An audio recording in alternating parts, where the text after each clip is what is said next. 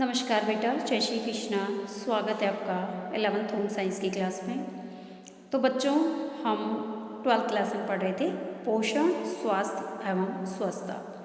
इस लेसन के अंदर बच्चों कल हमने पोषण के बारे में पढ़ा था, पोषण के क्या लाभ है उसके बारे में पढ़ा था, और शिशुअवस्था के दौरान पोषण किस प्रकार का पोषण बच्चों को दिया जाना चाहिए, उनका स्वास्थ्य और स्वच्छता से क्या संबंध है, पोषण का स्वास्थ्य और स्वच्छता से क्या संबंध है, इसके बारे में भी अध्ययन किया था। और शिशुओं के आहार संबंधी आवश्यकताओं के बारे में भी अध्ययन किया था। और इसके साथ ही हमने स्तनपान के बारे में भी अध्ययन किया, स्तनपान के क्या लाभ है इसके बारे में अध्ययन किया, कोलोस्ट्रम के बारे में अध्ययन किया, और पूरक आहार के बारे में हम अध्ययन कर रहे थे। और पूरक आहार को ही आज हम आगे कंटिन्यू करने जा रहे हैं। तो चलते हैं बच्चों हम टेक्स्ट बुक की ओर। देखिए बच्चों, आज हम पढ़ने जा रहे हैं पूरक भोजन। इसको हम पूरक आहार भी कहते हैं। कल हमने विभिन्न प्रकार के पूरक आहारों के बारे में अध्ययन किया था। पूरक आहार कहते किसे हैं, वापस से एक बार देखते हैं हम। पूरक भोजन जो होता है, माता जो है अपने दूध के साथ साथ शिशुओं को अन्य खाद्य पदार्थ भी जो है खिलाना शुरू करती है 6 महीने के बाद, है ना। 6 महीने के बाद अपने शिशुओं को माताएं अपने दूध के साथ साथ अन्य खाद्य पदार्थ खिलाना शुरू करती है, थोड़ी थोड़ी मात्रा में देना शुरू करती है। इस प्रकार के भोजन को, इन प्रकार के खाद्य पदार्थों को हम पूरक आहार कहते हैं। समझ में आया समझ में? कल हमने देखा था, देखिए बच्चों, कल हमने विभिन्न प्रकार के कम लागत वाले पूरक आहार के बारे में अध्ययन किया था, जिसके अंदर हमने जो है विन आहार के बारे में देखा था, और अमूथम के बारे में देखा था, अमृतम के बारे में देखा था, खमीरीकृत भोजन जो है बच्चों को दिया जाता है, इसके बारे में हमने देखा था। ये कम लागत मतलब कि कम खर्च में बनने वाला भोजन है या आहार है, जो कि शिशुओं को दिया जाता है ना। माता के दूध के साथ साथ 6 महीने के बाद बच्चों को दिया जाने वाले खाद्य पदार्थ या आहार क्या कहलाता है? पूरक आहार कहलाता है। समझ में आया?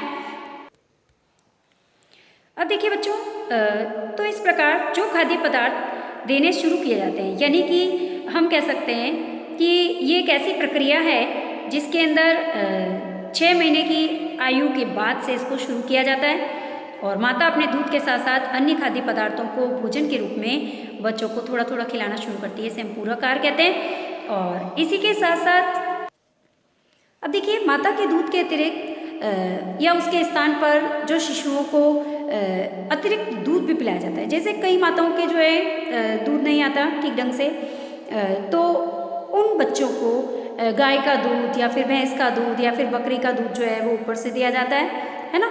तो उसे हम क्या कहते हैं? फॉर्मूला दूध कहते हैं। क्या कहते हैं उसे? दुग्ध फॉर्मूला या फिर फॉर्मूला दूध उसे कहते हैं। अब इसके अंदर ज़्यादातर बच्चों को जो है गाय का दूध ही शिशुओं के लिए उत्तम होता है। क्यों?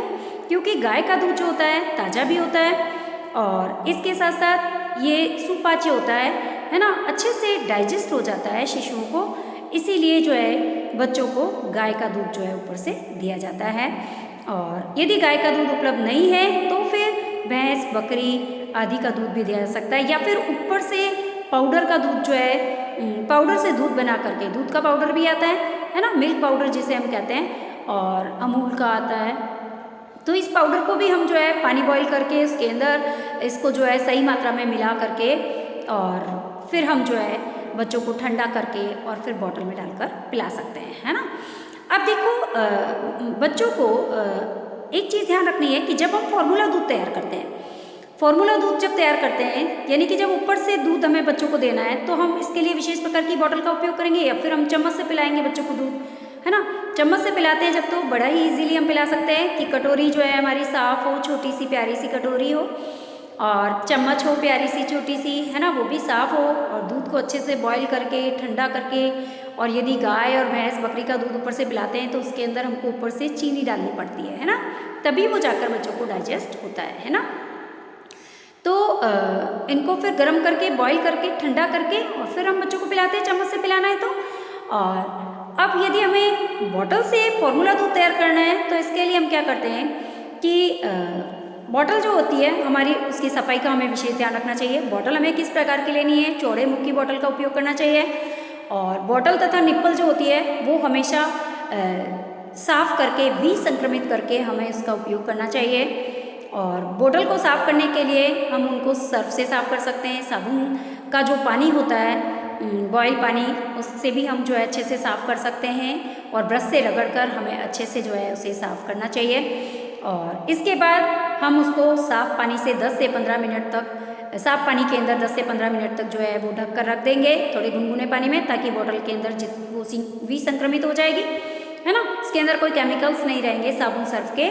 और फिर उसके बाद हम उसको जो है उपयोग करेंगे। और निप्पल को भी ठीक इसी प्रकार से हम विसंक्रमित करेंगे, बॉयल पानी के अंदर जो है उसको अच्छे से धोकर साफ़ करेंगे, है ना। और फिर इसके बाद हम इसके अंदर दूध को गर्म करके, ठंडा करके, पाश्चीकृत करके और फिर हम उसके अंदर उसको भरेंगे, है ना। तो और फिर हम बच्चों को जो है धीरे धीरे जो है वो बॉटल से दूध भी पिला सकते हैं। बॉटल से दूध पिलाने की जो प्रक्रिया होती है उसी को हम फार्मूला दूध कहते हैं, है ना। तो जब गाय भैंस बकरी का दूध हम पिलाते हैं बच्चों को, तो उसमें थोड़ा पानी भी हमें ऐड करना होता है, क्योंकि वो प्योर दूध जो होता है बच्चों को डाइजेस्ट नहीं होता है, और हल्की सी उसके अंदर चीनी भी मिलानी होती है, ठीक है। तो ये तो हमने देखा फार्मूला दूध क्या होता है, पूरक आहार किसे कहते हैं, और बच्चे को दूध पिलाने की जो बॉटल है उसको किस प्रकार से साफ सफाई से हमें रखना चाहिए, विसंक्रमित करना चाहिए, किस प्रकार से जो है वो फार्मूला दूध हम तैयार कर सकते हैं, है ना। तो उसके बारे में हमने अध्ययन किया। अब चलते हैं आगे। अब देखिए बच्चों, पूरक आहार के प्रकार। देखो, पूरक आहार के भी प्रकार होते हैं। पूरक आहार भी 3 प्रकार का होता है। एक तो होता है तरल पूरक, जो लिक्विड रूप में हम बच्चों को दे सकते हैं 6 महीने के बाद, और एक होता है अर्ध ठोस पूरक, जो भी हम 6 महीने के बाद ही देते हैं, और एक होता है बिल्कुल ठोस पूरक, जो कि 1 वर्ष के बाद बच्चों को जब दांत निकल जाते हैं तब दिया जाता है ना। तो अब चलते हैं सबसे पहले कि तरल पूरक कौन कौन से हैं। तरल पूरक की बात करें तो इसके अंदर जो है तरल पूरक में अभी हमने देखा था कि हम जो है फार्मूला दूध दे सकते हैं बच्चों को, ऊपर से दूध दे सकते हैं। उसके अंदर 3:1 के अनुपात में हम जो है उबले हुए पानी के साथ दूध को मिला करके और फिर हम बच्चों को दे सकते हैं। गाय भैंस बकरी का दूध, है ना, 3:1 के अनुपात में हम इसमें पानी मिला करके फिर हम इसको देते हैं, ठीक है। 3 दूध 1 पानी, ठीक है। तो ये भी पूरक आहार कहलाता है, तरल पूरक आहार कहलाता है। इसके साथ साथ हम इसको बच्चों को जो है शिशुओं को संतरे का, मौसमी का जूस दे सकते हैं, है ना। और जितने भी खट्टे फल हैं उनका रस दे सकते हैं, अनार का रस दे सकते हैं, है ना। और 4 महीने पर हम जो है 5 ml से शुरू करते हैं और 1 वर्ष तक ये 85 ml तक बढ़ाते जाते हैं। वैसे तो 6 महीने तक बच्चे को ऊपर से कुछ नहीं देना चाहिए, पानी भी नहीं देना चाहिए, सिर्फ माँ के दूध पर ही उसको निर्भर रखना चाहिए, और 6 महीने के बाद ही हमें ऊपर से ये जूसेस वगैरह देने चाहिए। तो ये भी तरल पूरक है। अब चलते हैं आगे, विभिन्न प्रकार के सूप। देखिए, विभिन्न प्रकार के जो सूप हैं उसके अंदर सब्जी है, दाल का छना हुआ पानी दे सकते हैं, चावल और दाल का पानी मिक्स करके थोड़ा थोड़ा पिला सकते हैं चम्मच से, है ना, और बॉयल सब्जी का पानी पिला सकते हैं, है ना। और ये भी 6 महीने के बाद ही देना चाहिए। यहाँ पर 4 से 5 महीने पर लिखा है, लेकिन वैसे तो 6 महीने तक बच्चों को माँ का दूध ही देना चाहिए, है ना, पर आप दे सकते हैं अगर चाहें तो। लगभग 1 वर्ष के बाद नमक और प्याज के साथ बिना छना हुआ सूप भी दे सकते हैं। यदि 1 वर्ष का जब बच्चा हो जाता है तो हम उसको जो है नमक और प्याज डाले बिना हम सब्जियों का, जैसे लौकी है, टमाटर है, इनका सूप बना करके हम बच्चों को दे सकते हैं थोड़ी थोड़ी क्वांटिटी के अंदर। तो ये हमारे तरल पूरक थे जो हम बच्चों को ऊपर से पिला सकते हैं लिक्विड फेस के अंदर। समझ में आया? तो इसके अंदर दूध दे सकते हैं ऊपर से गाय भैंस बकरी का, विभिन्न प्रकार के जूसेस दे सकते हैं और सूप भी दे सकते हैं। अब आते हैं हमारे अर्ध ठोस पूरक आहार, जो कि 6 महीने के बाद ही दिए जाते हैं। अब इसके अंदर अर्ध ठोस के अंदर क्या आएंगे आपके, अच्छी तरह जैसे लौकी को अच्छे तरीके से बॉईल कर लिया है, मसल लिया है ना, और मसल कर फिर हम बच्चों को खिला सकते हैं, है ना। तो अच्छी तरह से पकी हुई मसली हुई सब्जियां बच्चों को खिला सकते हैं हम, है ना। बॉयल सब्जियों को बॉईल करके अच्छे से मसल के फिर हम खिला सकते हैं। आलू बॉईल करके मसल कर खिला सकते हैं, है ना, और लौकी खिला सकते हैं, ठीक है। अब दालें जो है विभिन्न प्रकार की, जैसे अनाज हैं, दालें हैं, इनको भी अच्छी तरीके से पका करके और फिर हम हल्की सी हल्दी डाल करके या दूध और चीनी मिला करके और बच्चों को खिला सकते हैं, ठीक है। ये अर्ध ठोस रूप में होती है ना, थोड़ी गाढ़ी गाढ़ी सी, है ना। अब अन्नपितक, यानी कि 7 महीने का जब बच्चा हो जाता है तो आधे चम्मच, जो जिनके घरों में नॉनवेज यूज़ करते हैं या एग्स वगैरह जो यूज़ करते हैं, तो वो आधा चम्मच अंडे की जो पीली जर्दी होती है, उसका जो पीला वाला भाग होता है, अंदर का जो पीला वाला भाग होता है, वो थोड़ा थोड़ा शुरू कर सकते हैं, आधा चम्मच खिला सकते हैं 7 महीने के बाद, है ना। और जो 1 वर्ष का बच्चा हो जाता है तो उसको फिर 1 चम्मच शुरू कर सकते हैं, पहले आधा चम्मच, फिर धीरे धीरे 1 चम्मच खिला सकते हैं, क्योंकि ये भी अर्ध ठोस ही होता है। अब चलते हैं, पकी हुई मसली हुई मछली भी बच्चे को खिलाई जा सकती है, मांस भी बॉईल करके मसल करके बच्चों को खिलाया जा सकता है 1 वर्ष का पूरा होने पर। समझ में आ गया। तो हम अर्ध ठोस पूरक आहार में क्या क्या दे सकते हैं? अच्छी तरीके से पकी हुई मसली हुई सब्जियां दे सकते हैं, दालें दे सकते हैं, गाढ़ी गाढ़ी दालें अच्छे से बॉईल करके खिला सकते हैं बच्चों को चम्मच से। इसके साथ साथ हम जो है अंडे की जर्दी खिला सकते हैं, पीला वाला जो भाग है वो खिला सकते हैं, है ना। और मछली और मांस भी बॉईल करके मसल करके हम बच्चों को खिला सकते हैं। इसके साथ अब आते हैं हमारे ठोस पूरक। ठोस पूरक जो होते हैं बच्चों, ठोस पूरक की यदि हम बात करें तो ये बच्चों को 10 महीने से लेकर 1 वर्ष तक जो है, जब बच्चों के दांत निकलने लगते हैं ना, तो उस समय बच्चों को खिलाए जाते हैं। अब इसके अंदर देखो बच्चों को क्या खिलाया जाता है, जैसे कि ठोस में हम जो है दालें खिला सकते हैं बच्चों को, है ना। दाल में थोड़ी सी रोटी मसल कर खिला सकते हैं, दाल चावल खिला सकते हैं, खिचड़ी खिला सकते हैं, मांस खिला सकते हैं, है ना। हाँ, सब्जी रोटी खाता है बच्चा 1 साल का हो जाता है तो आराम से। और भोजन के रूप में उसको हाथों से पकड़ करके कच्चा कच्चा थोड़ा थोड़ा सलाद खिलाया जा सकता है उसको, क्योंकि दांत निकलने लगते हैं तो वो सलाद आसानी से खाता है, क्योंकि उसको वैसे भी जो है दांत जब निकलते हैं तो खुजली चलती है मुँह में, है ना। तो उसको सैलड यदि हम देते हैं तो धीरे धीरे धीरे धीरे आसानी से इससे उसके मसूड़ों में जोर भी लगेगा और दांत भी आसानी से निकल जाते हैं। तो हम धीरे धीरे थोड़ा थोड़ा जो है वो सलाद भी उसको कच्चा कच्चा खिला सकते हैं, कोई फल भी खिला सकते हैं उनको, है ना। तो कहने का मतलब कि पूरक आहार जो होते हैं वो 3 प्रकार के होते हैं, तरल पूरक, अर्ध ठोस और ठोस पूरक, ठीक है। और तीनों ही प्रकार के जो पूरक आहार होते हैं इनको हम बच्चों को दे सकते हैं 6 महीने के बाद में, 5 से 6 महीने के बाद में है उनको 1 वर्ष तक आसानी से दिया जा सकता है। 1 साल के बाद तो वो रोटी सब्जी खाना लग जाते हैं, है ना। फिर तो सभी चीज़ खाते हैं मम्मी पापा के साथ, जो मम्मी पापा खाते हैं वो सब खाने लग जाते हैं। तो प्रश्न बनता है, बहुत ही अच्छा सुंदर प्रश्न यहाँ पर बनता है। प्रश्न बनता है, पहला प्रश्न तो यहाँ पर ये बना कि पूरक आहार किसे कहते हैं, ऊपर अभी जो हमने पढ़ा था। दूसरा बनता है कि पूरक आहार के प्रकार बताइए। तो पूरक आहार 3 प्रकार के होते हैं, तरल पूरक, अर्ध ठोस और ठोस पूरक। कभी कभी बीच में से पूछ लिया जाता है कि अर्ध ठोस पूरक आहार के रूप में हम बच्चों को क्या क्या दे सकते हैं, तो हम बता सकते हैं। कभी कभी ऐसे पूछ लिया जाता है कि तरल पूरक के रूप में हम बच्चों को क्या क्या दे सकते हैं, है ना, कौन सी एज में देना चाहिए, तो 6 महीने से लेकर हम दे सकते हैं, है ना। तो क्या क्या दे सकते हैं वो भी हमें आ गया। तो इस प्रकार से हम पूरक आहार के प्रकार भी आपके प्रश्न पूछा जाता है, ठीक है। तो इसे आप अच्छे से तैयार करें। अब देखिए एक चीज़ और ध्यान रखनी है कि शिशुओं को जब पोषण संबंधी आवश्यकताओं की पूर्ति करनी है तो उसके लिए पूरक भोजन जो होता है, जो भी पूरक आहार हमने लिया है वो उसमें कैलोरी भरपूर होनी चाहिए। जब कैलोरी युक्त पूरक आहार लेंगे तभी जा करके जो है बच्चों की वृद्धि और विकास अच्छे से होगा और उनका पेट भी भरेगा और वो स्वस्थ भी रहेंगे, ठीक है। और उनसे जो है प्रोटीन के रूप में कम से कम 10% ऊर्जा जो है प्राप्त होनी चाहिए, प्रोटीन भी उसमें रखना चाहिए हमें, और ऊर्जा हमें ज़्यादा मिले ऐसे जो है खाद्य पदार्थों को हमें शामिल करना चाहिए, जिससे ऊर्जा और प्रोटीन दोनों की कमी पूरी हो और शिशुओं का विकास अच्छे से हो, ठीक है। अब देखिए पूरक आहार के लिए दिशा निर्देश, मतलब पूरक आहार देने के लिए हमें क्या क्या सावधानियां रखनी चाहिए। प्रश्न बनता है कि पूरक आहार देते समय बच्चों को हमें क्या क्या सावधानी रखनी चाहिए। तो सबसे पहले जब हम पूरक आहार शुरू करते हैं बच्चों को, तो हमको पहले एक बार में केवल एक ही भोजन से शुरुआत करनी चाहिए। जैसे शुरू कर रहे हैं हम 6 महीने के बाद, तो सबसे पहले एक ही प्रकार का भोजन हम देंगे। जैसे दिन में एक ही बार दे दिया हमने, है ना, कभी दाल का पानी दे दिया, कभी चावल का पानी दे दिया, कभी सूप दे दिया, है ना, कभी जूस दे दिया। दिन में एक ही बार देना है, ठीक है, ये ध्यान रखना है। ऐसे नहीं कि दिन में 4-5 बार आप शुरू कर दिया आपने एक साथ, तो उसको दस्त हो जाएगी, है ना। तो जब आप शुरू करते हैं 6 महीने के बाद, तो आप दिन में एक बार ही उसको दें, ठीक है। शुरुआत में थोड़ी मात्रा में उसको खिलाया जाना चाहिए। जब हम शुरू में उसको खिलाते हैं तो बहुत जरा सा थोड़ा सा ही उसे खिलाना होता है, 1-2 चम्मच, ठीक है।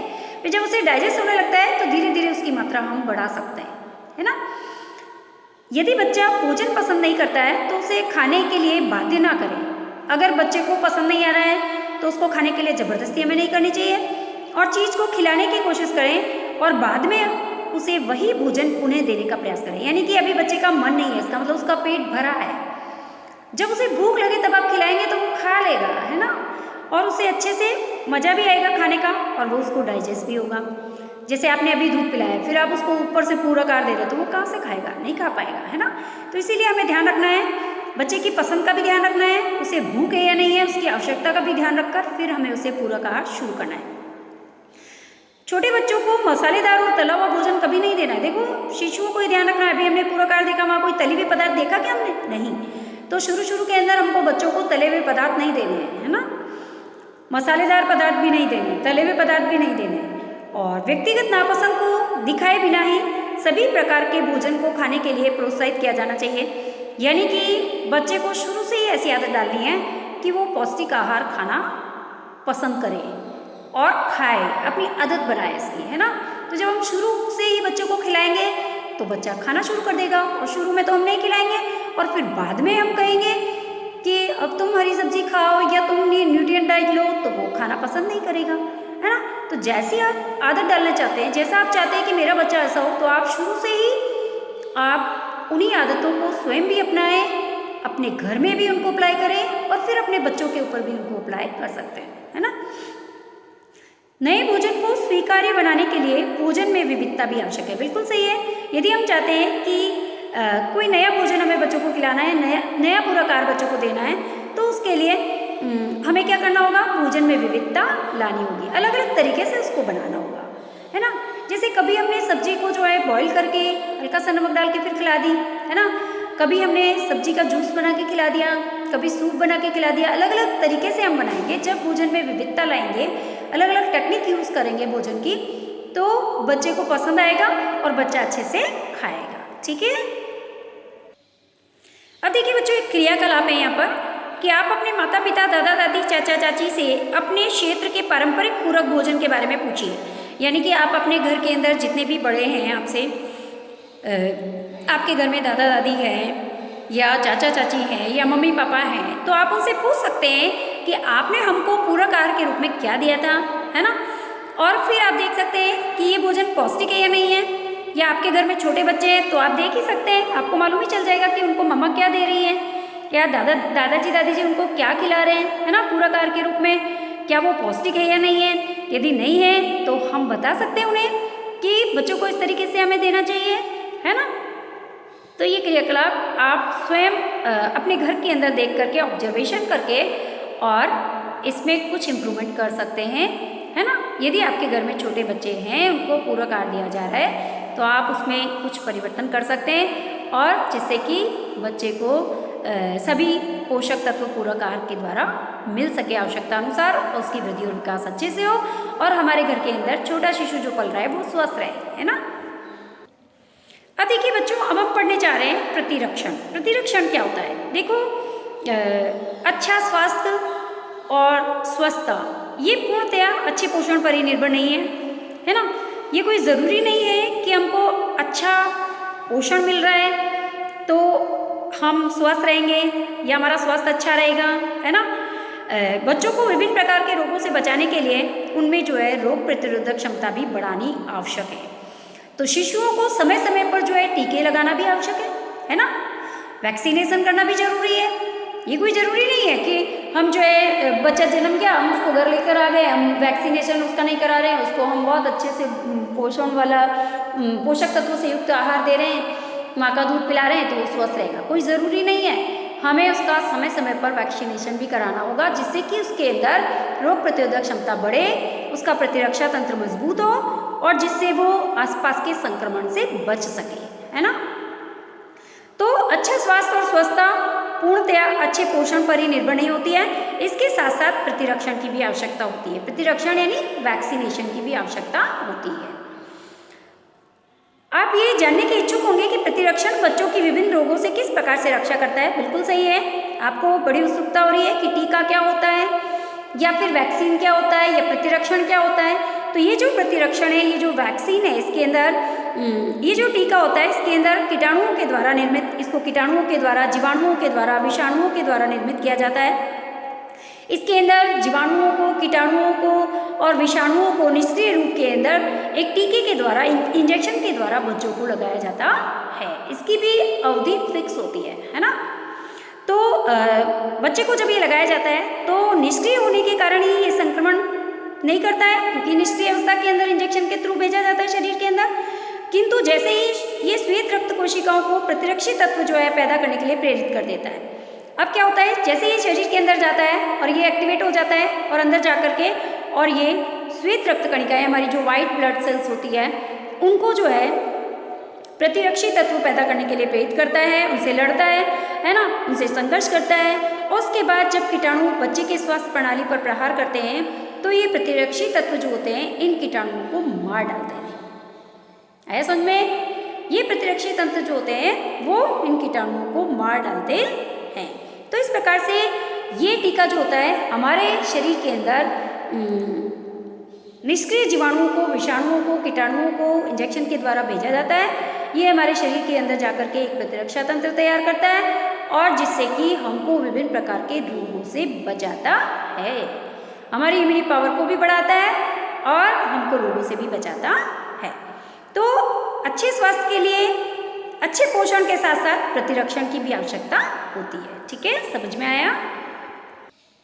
देखिए बच्चों, राष्ट्रीय प्रतिरक्षण कार्यक्रम, राष्ट्रीय प्रतिरक्षण कार्यक्रम जो है बनाया गया, जिसके अंदर विभिन्न प्रकार के टीके अलग अलग उम्र के अंदर बच्चों को लगाए जाते हैं।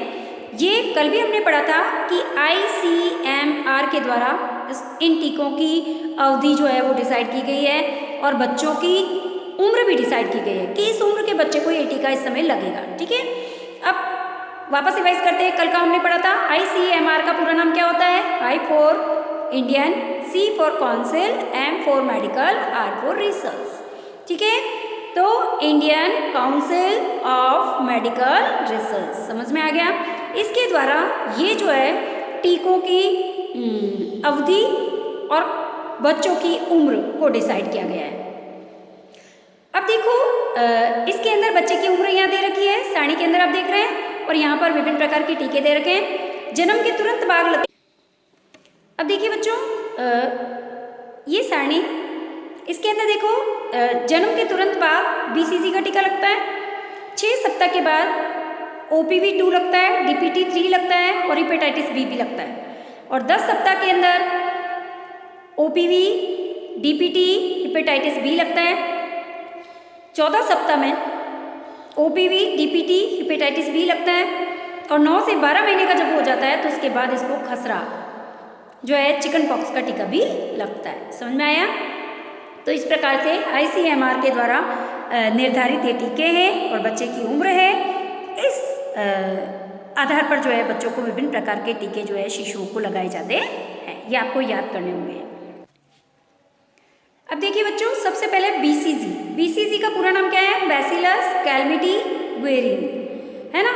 ये क्षय रोग का प्रतिरोधी है, यानी कि टीबी जब हो जाती है तो उस रोग से बचाने के लिए शिशुओं को ये टीका लगाया जाता है। OPV का पूरा नाम क्या है? ऑरल पोलियो वैक्सीन, जो कि पोलियो से बचाने के लिए बच्चों को लगाया जाता है।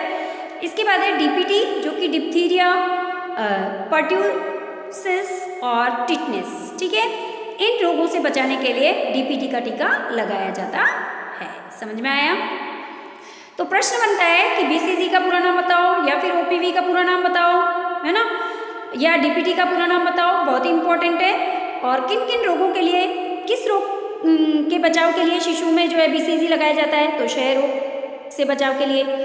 पोलियो से बचाने के लिए कौन सा टीका लगता है? OPV का टीका लगता है ना। और डिप्थीरिया से बचाने के लिए कौन सा टीका लगता है? DPT का लगता है। टिटनेस से बचाने के लिए कौन सा टीका लगता है? DPT का टीका लगता है। तो इस प्रकार से छोटे छोटे क्वेश्चंस इसके अंदर बनते हैं। ठीक है, तो बच्चों आज हमारी क्लास यहीं पर कंप्लीट होगी। धन्यवाद बच्चों, जय श्री कृष्णा। नेक्स्ट टॉपिक हम नेक्स्ट क्लास के अंदर कंटिन्यू करेंगे।